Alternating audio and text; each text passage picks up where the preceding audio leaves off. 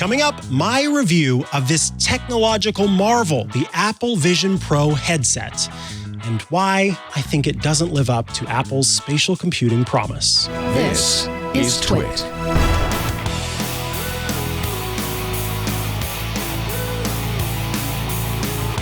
Hello. Yes, it is time to do the review. I've spent just under 2 weeks with Apple's Apple Vision Pro headset, the $3,500 plus tax device that honestly is quite miraculous, at least in terms of its capabilities.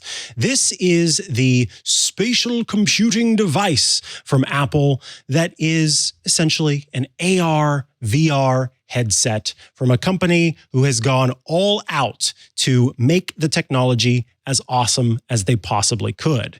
Unfortunately, that means that we pay the price for it. That's where that $3,500 comes into play.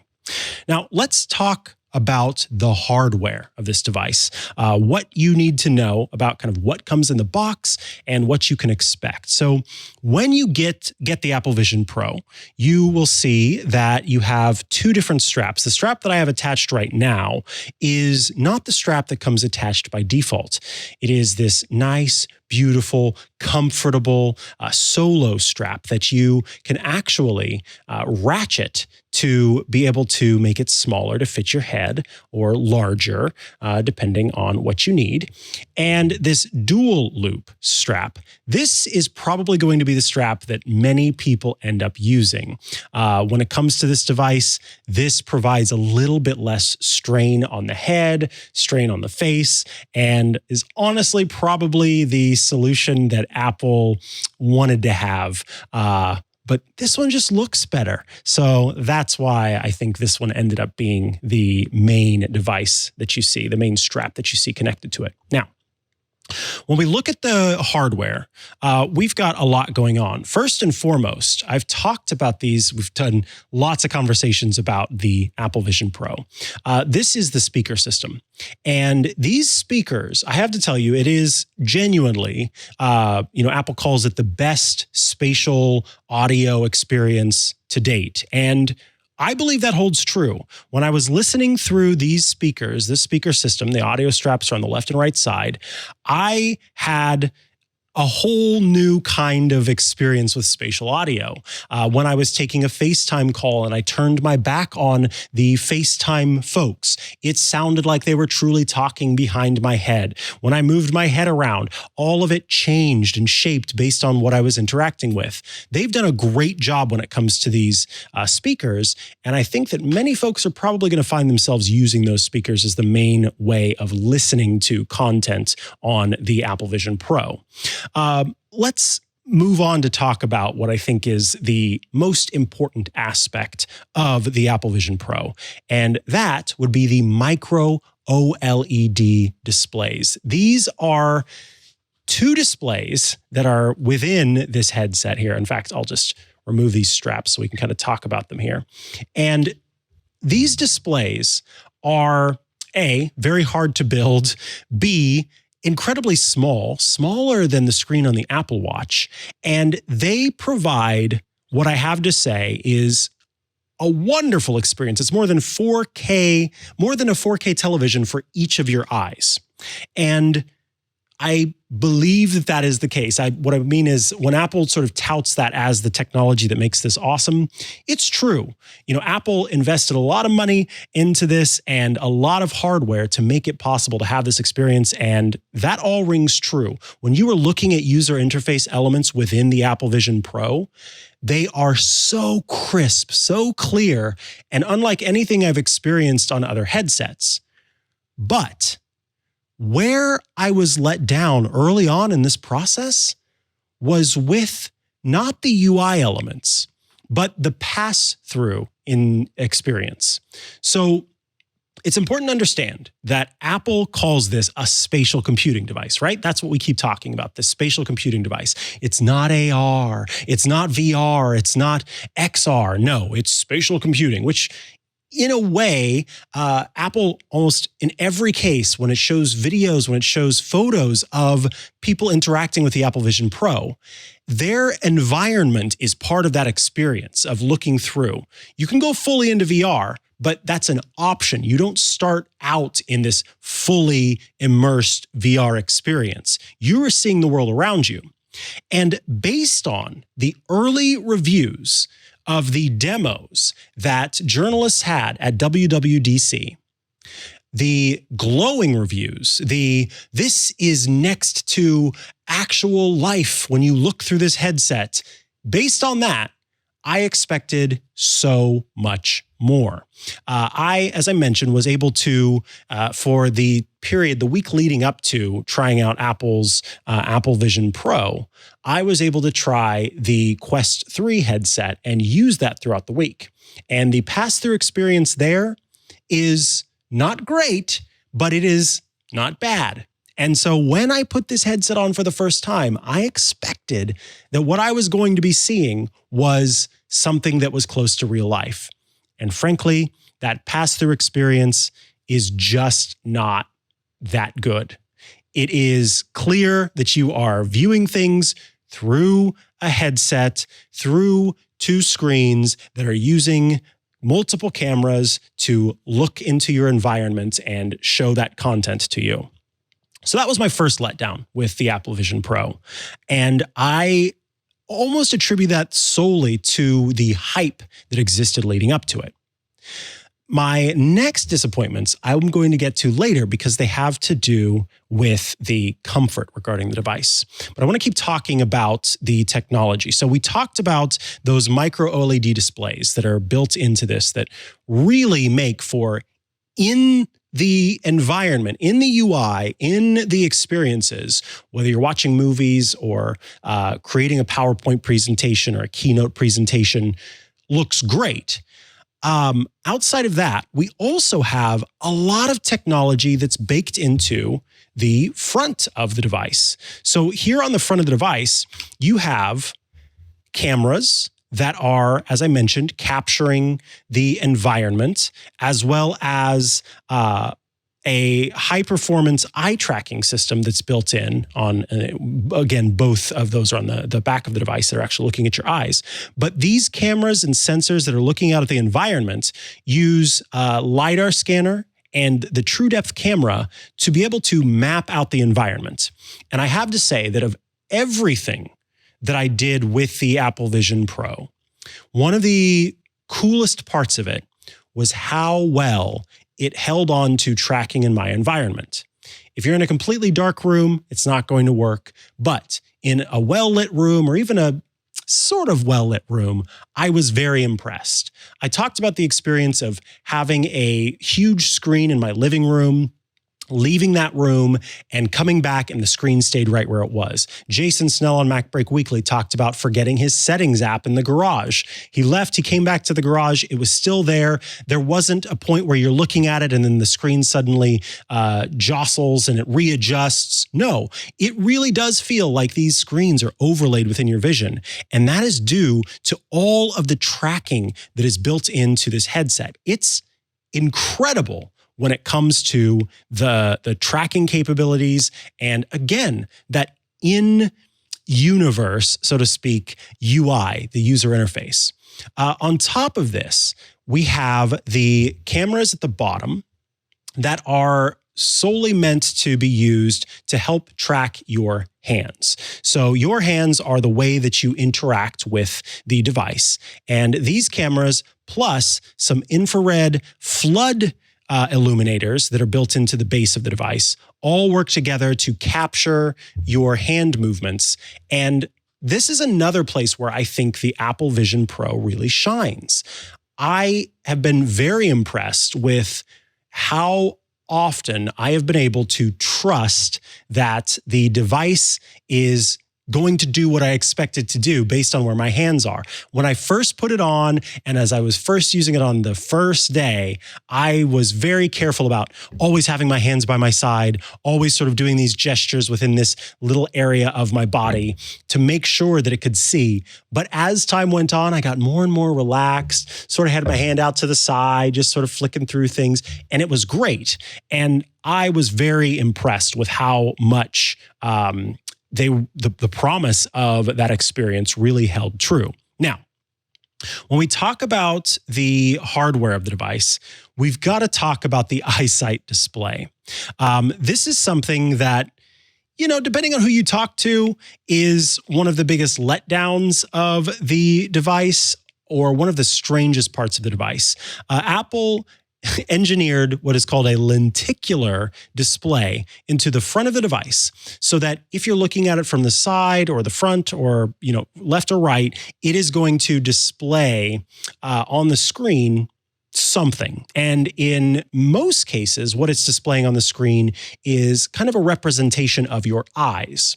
The idea is that even while you're in an experience in a virtual reality or mixed reality experience, or as Apple calls them, sort of an environment, while you're using the device, if someone's in the room with you, or if you suddenly start to talk to someone, there's more of a connection available. If you can have that eyesight, which is what the technology is called, display, showing your eyes or a representation of your eyes.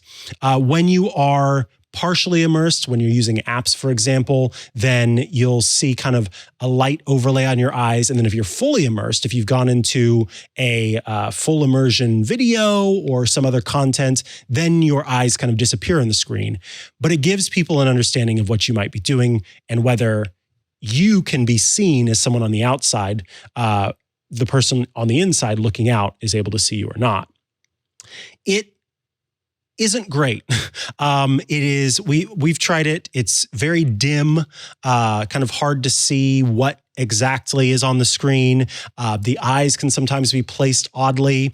And from every review that I've seen about the eyesight, people tend to just be kind of confused about the inclusion of this. Despite that, all of the interviews with Apple's executives very much tout the wonder that is the eyesight display and that eyesight feature, and how it is sort of crucial to the Apple Vision Pro. When we look on the back of it, I want to talk about the light seal elements, because I think this is an important aspect of the design. When someone purchases this, their face is different from other faces. We all have different faces and different shaped cheekbones and foreheads, and the depth of our head, and all of that is different. And so this is one of the most difficult products to provide because you have so many different shapes that you have to account for. A phone in the hand is much easier. Even a watch on your wrist is much easier if you just do two sizes and then you make adjustable straps. But something that you're strapping over your face needs to have different options for different people. And so Apple did a very clever thing. When you order this device, you scan your face using a Face ID capable device that can be an iPad or an iPhone, and they use that facial map to determine what size makes sense. And so I went to the Apple Store, I picked up this device, I did a size test and a fit test and everything that was involved, and they came up with the light seal that was appropriate for me. What's great about the light seal is that it is a magnetized system. So I can pop this off and disconnect it. Here's the module itself, and here is the light seal component. Now, this is actually two pieces, and we'll start by talking about the light seal itself. I am a 21W, which is probably 21 wide. This is a really nice fabric on the sides, and it's got a space for my nose to seal in the light there. And this magnetizes onto the module like so. And then the light seal cushion is an extra component, and there were two of these in the box so that you could have a little bit more cushion or a little bit less cushion. And the device itself will kind of give you some feedback on what makes sense. But this magnetizes on as well and kind of further makes adjustments based on your face. So with individuals having differently shaped faces and slight adjustments, it was very smart for Apple to come up with a method of figuring out how to adjust the sizes based on different faces that may be wanting to put this thing on. Last, as far as hardware goes, I want to talk about the battery. It's more of a battery life topic. With the general use, Apple quotes 2 hours of battery life. If you're just watching video, you can count on 2.5 hours of battery life. What's clever about this is that Apple has put the USB-C port on the top. So if you slide this into your pocket, you can keep this charged with the USB-C port that's on the top. The other part simply clicks into the side of the audio strap. And so it's very nicely attached. I had no issues with battery life. I tended to, when I was sitting down, have it plugged in anyway, but I did kind of give it the try of just going around and using this. And I believe it was more than 2.5 hours even of use. So your mileage may vary depending on your environment, how much those sensors are having to work, what you're viewing on the screen, etc. Let's move on to talk about not the hardware, but the interaction, because this is, once again, I think a win when it comes to this device. Apple clearly took a lot of time to think about how people would want to interact with the device. The argument has been for a long time that something about the devices that Meta provides that require, in many cases, controllers means that it's one more component that people have to learn, which provides friction to get someone interested in using the device. And over time, Meta has added a lot more hand tracking features so that you don't necessarily need the controllers to interact with things in your environment.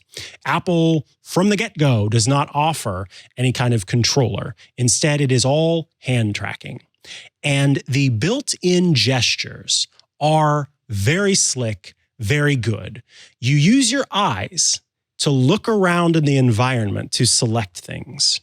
And you use your fingers, your hands actually fully, to make those selections. So it's gazing and selecting with a simple pinch to tap and actually, select an item. Scrolling is flicking. You can flick left and right to move around in different screens.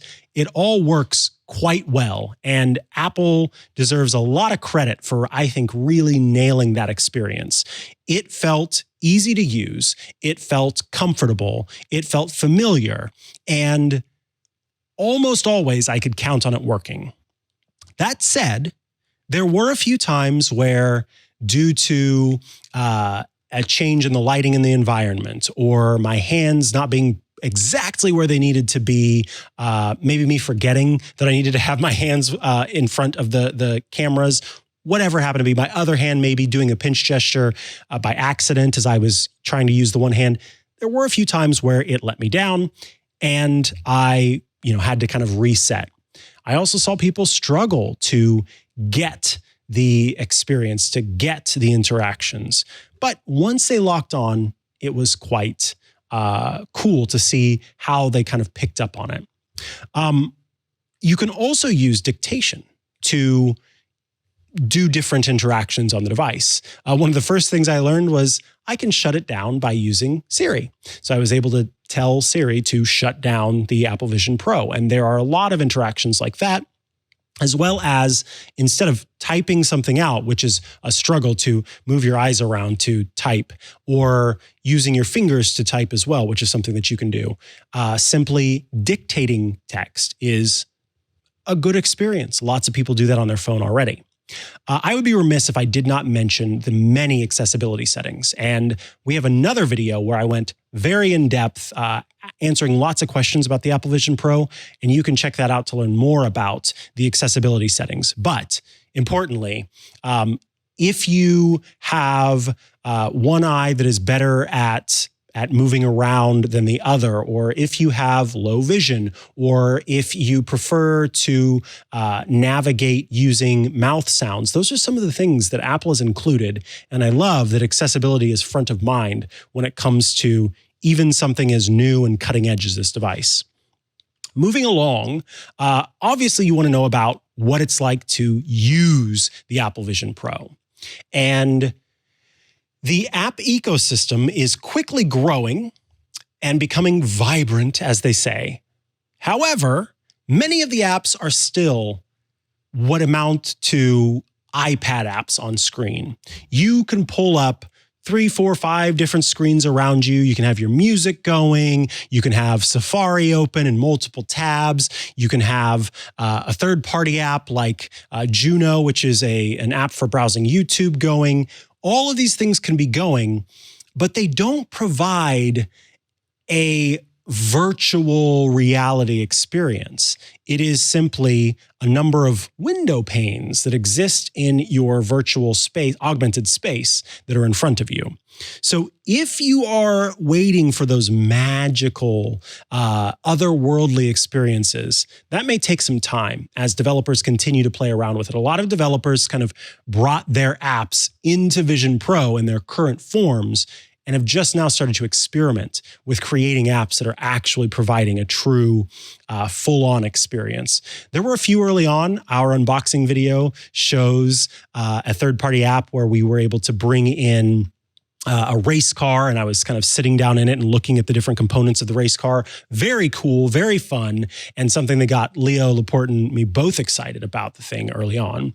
But again, for the most part, you're working with kind of flat apps that exist everywhere. One of the standout features, according to all of the early reviews and reactions to the Apple Vision Pro, seem to surround using this device as a personal theater. I tried 3D movies, 2D movies, and Apple's immersive movies or videos with this headset, and it is compelling. As I mentioned, when you're looking at content that is augmented into the reality, that stuff is sharp, it's brilliant, it's beautiful, it looks great, it moves at the frame rate that it's supposed to, you get the immersive sound, it's magical, it's amazing. And so that is a compelling experience. I very clearly see this being a device that is an entertainment device. But you could also buy a really nice television for $3,500 and maybe even save some money. So that's something to keep in mind. And also that means that other people can sit in the room and watch that content with you. It was neat to be able to make a screen in front of me that appeared as if it was taking up the full wall. Very cool to do. And I, again, understand why that is quickly stuck out as the way that people would want to interact with this device. The other thing I'll say is that the most amazing experience I had with the Apple Vision Pro was during the unboxing when we looked at an interactive dinosaur experience. And in that experience, you could kind of interact with the creatures on screen. A huge dinosaur popped out of the pane that was in front of me and looked like it almost ate Leo's head off. It was so cool and so much better in quality than anything I'd ever seen before. And that really stood out. So if more of that kind of content gets added, I think this becomes a more compelling device and a more compelling offering. I'm looking forward to seeing what developers do going forward, and I think that that's going to make a big difference, as well as how Apple improves upon Vision OS in the future. It also can be a personal gaming system. For games that you can play in Apple Arcade, it works with third-party controllers. You can play, a basketball game in your virtual space. One other thing that I want to mention, because this was a very common question that I got, was, does this thing capture photos and videos? It does. And you can also view photos and videos on it. It captures what are called spatial photos and videos. They are photos that have depth information and videos that have depth information so that you can kind of look into the world and see how things are layered. Overall, I was not very impressed with that feature. It was, it felt more gimmicky. And again, it was a letdown based on the early reactions that we had heard from folks who got to try this device out at WWDC, at the Worldwide Developers Conference. I think a lot of that hype that was there made the expectations so high, and so trying the device out in the end didn't quite live up to those expectations. But I also want to mention that I did a FaceTime call with Anthony Nielsen and Matthew Casanelli, former host of Smart Tech Today on the network. And while at first, using our digital personas, these sort of 3D personas that are captured using the Apple Vision Pro, while at first it was a little uncanny valley and a little weird, as we continued on with our FaceTime conversation and as we played a virtual board game in front of us, I started to forget that I was looking at a persona of these two people. And it became, again, another one of those compelling use cases for the device. Connecting with people in other places and feeling more like they are sitting across from you was a really cool thing. Seeing some facial reactions, being able to kind of look into their view, see their arms and hands moving around, very compelling and made the experience more enjoyable than if we were just doing, say, a Zoom call that had a built-in gaming feature. That was one of the parts of the Apple Vision Pro that is unique to the Apple Vision Pro that made it seem like something that I could see having a future. Now, there have been so many reviews at this point of the Apple Vision Pro. There were the glowing early reviews and the more sober takes that have come out over time. I spoke to a journalist from the New York Times about this, Brian X. Chen, and I called his review a more sober review on Tech News Weekly. And as I've had the opportunity to use this device, I want to talk about how things have changed for me. This is the conclusion and my synthesis of how I feel about the Apple Vision Pro and my sort of advice. My first bit of advice, before we even talk about my feelings, it is, I think, so incredibly important that if you were thinking about getting an Apple Vision Pro, you probably have the money to get an Apple Vision Pro, right? If you're thinking about it, you are, putting aside the money or you have the money. So my advice is to make good use of Apple's 2-week return period. In the same way that if you go and lay on a mattress for 30 minutes, you have no idea how your body's going to react to that mattress when you actually have it and sleep on it for even one night. You need more time than you're given in a demo of the Apple Vision Pro. The demo of the Apple Vision Pro is going to show you the miraculousness that is this device. And I have to say, this is an incredible piece of hardware that does incredible things. It is very, very cool and so much fun to be in an augmented reality space and have all of these screens around me and to feel like I'm so much more capable and to play with dinosaurs. All that's so cool. And if you go and you do that demo, you're going to get that, but you're not going to know what it's truly like to use it for a period of time. So please take that time to decide if it's right for you. Use that return period as the time to decide if it's right for you. Now, it's important to understand that everybody's experience is going to be different when it comes to this. And some people have not had the issues that I and many others have had with it. So know that when I talk about this, it is not that I am saying that this is a bad piece of technology or anything like that. Again, I can't stress enough how cool this thing is. But for me, it was a vastly uncomfortable experience most of the time. I went into it with a little bit of disappointment because the cameras and the pass-through did not live up to what I expected. But I was wowed by some of the experiences.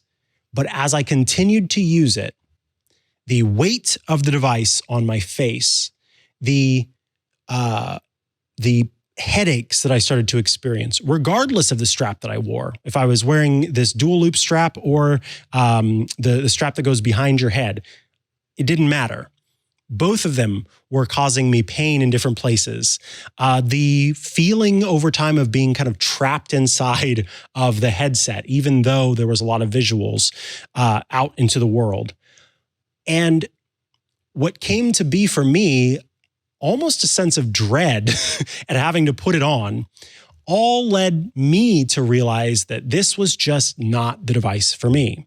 And it's something that I have heard repeated from many other people, that although it is a really cool and miraculous experience to get to do all of the things that this thing is able to do and to celebrate the technological breakthroughs that Apple has made with this, to spend $3,500 on something that you are going to wear twice a week because you can't stand to wear it any more than that is not something that's worth the money for them or for me. So that is why I am so, I say so heavily that you really have to try this out for longer than that 30 minutes to make your final decision on it, to know for sure if this is the device for you.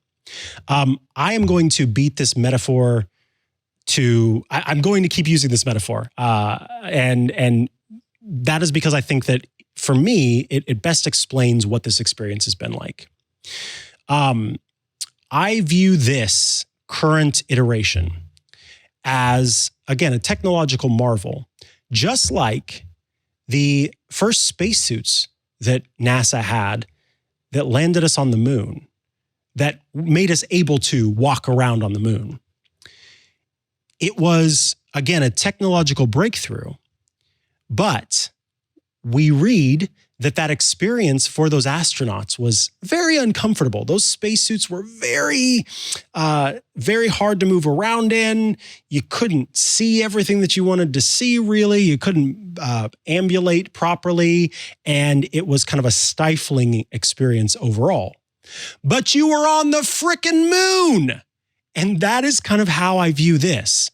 The moon being this idea of an augmented reality experience, a virtual reality experience that has the level of quality and hand tracking and everything else that this provides.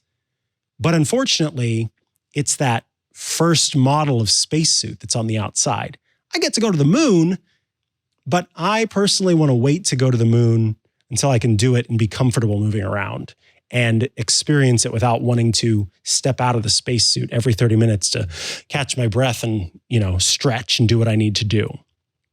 You may find that this spacesuit fits you fine, in which case you'll love this thing, because when it comes to the quality of the technology and the experiences within the Apple Vision Pro, it's pretty doggone cool, especially for those of us who use Apple devices regularly.